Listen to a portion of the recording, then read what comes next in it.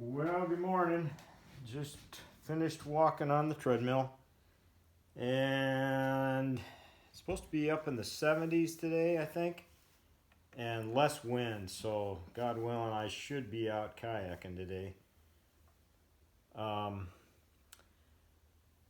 caught a video yesterday or last night of a lady, and I'd seen her interview. Oh, it's been 20 some years ago, at least, maybe 25 even. But she just did.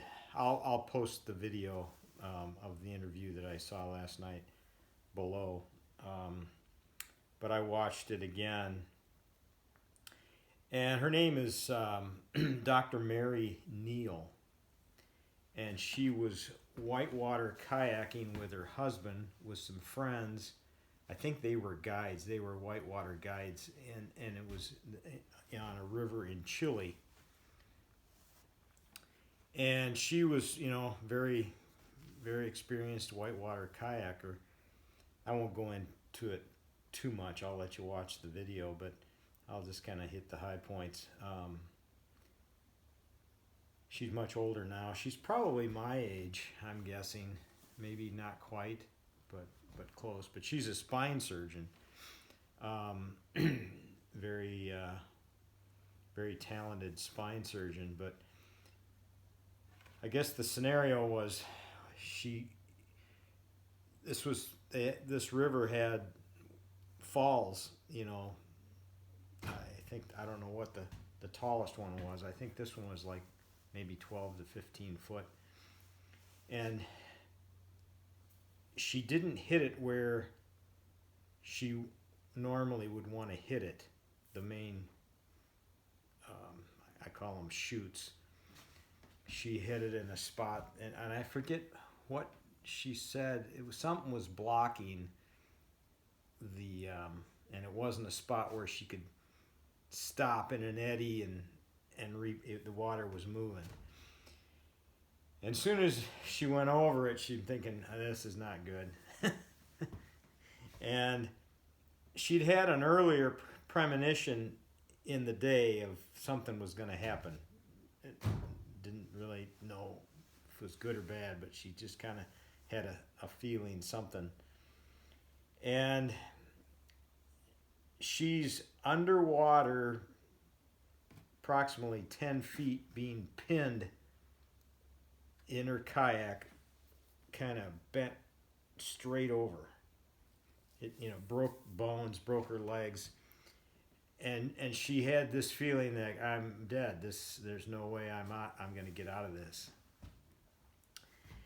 And so she's underwater 30 minutes before she finally the water is doing this. When it comes over, it creates, and she must have relaxed and then was spit out of her kayak, and then they found her floating down river, and they're performing CPR on her. Well, this whole 30-minute time, she's having this near death, or she was clinically dead, I guess, experience. I think they call them NDEs. And there's been several doctors, Dr. Long, Dr. Grayson, that have studied this. I think Dr. Grayson's over a half a century. He's been doing them for 50 years. I think he's the one that's written the book. Maybe Dr. Long has written a book too. I think he's been doing them I think he has a website, and people share. And there's a common theme, either heavenly or hellish. But they all have a common thing of where they're, the scripture says, it is appointed unto men to die once, and then comes judgment. Well, in their description of that is a life review. And it's, but the one thing I caught yesterday from her interview was trust. that was kind of the prayer she prayed when she was wedged and she knew she was going to die. She just prayed out to God, "Thy will be done." And then the experience of what she described in that experience, she said there's no words for it. to find a human word would not really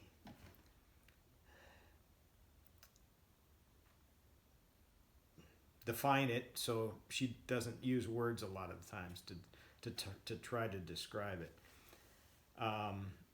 But it's a trust, a love, a peace, and a joy.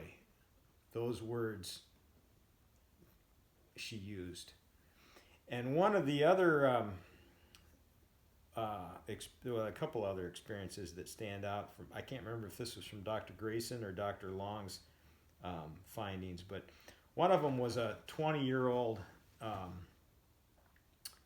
blind woman that was blind from birth. She had a terrible car accident and died, but then came back. And her recollection of the experience was she could see.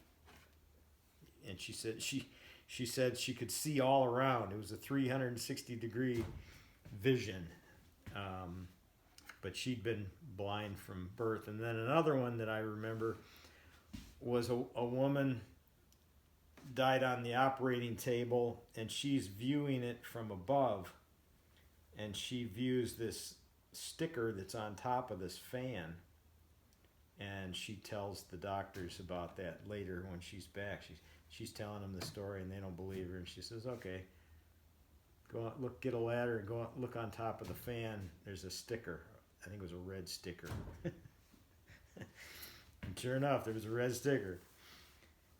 But the Dr. Mary Neal's point about trusting, and I just finished the book of Job, and I guess that book is a book of trust. Job's trust was just phenomenal.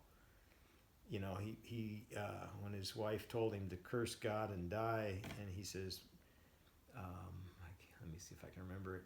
He says, if I can trust God in the good things of life, I should trust Him in the bad things of life. And all too often, I fail that miserably. You know, throughout the day when my body is hurt. Usually it's later in the day when I'm just tired and my body hurts, and I just cry out to God. I says, "Why? You know, what is the purpose of this pain?" And Paul, you know, has much to say about that, or he had much to say about that. In our weakness, God is made strong, being one of the main purposes. Another purpose is to get our attention, and along with many others. But let me just read a couple verses here. Romans 8:28, and we know that for those who love God, all things, good things, bad things, all things work together for good for those who are called according to His purpose. And another one is in Proverbs. I should know this one by heart. All of these I should know by heart, but I forget parts of them, so I will read it. Proverbs 3, 5, and 6. Trust in the Lord with all your heart, and do not lean on your own understanding. In all your ways acknowledge Him, and He will make straight your paths. So I'll post Dr. Mary Neal's latest video, and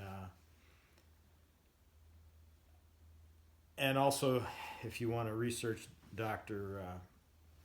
Long and Dr. Grayson, their findings and their research.